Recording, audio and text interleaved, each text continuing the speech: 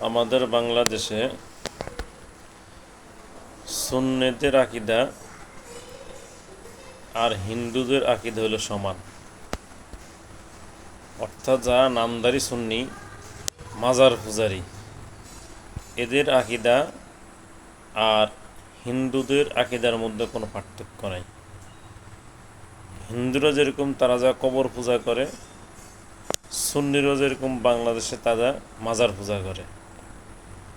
ঠিক হিন্দুদের আকীদার মধ্যে যেরকম কোনো পার্থক্য নাই, সুন্নিদের আকীদার মধ্যে এরকম কোনো পার্থক্য নাই। উভয়টাই এক।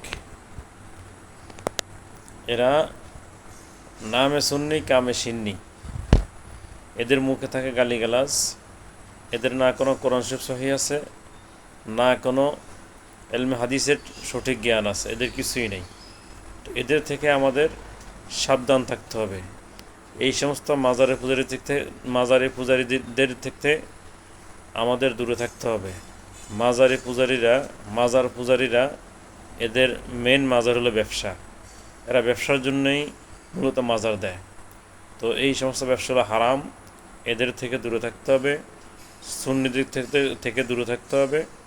যারা আহলে হক, আহলে সুন্নি, তাদের সাথে মিশতে হবে।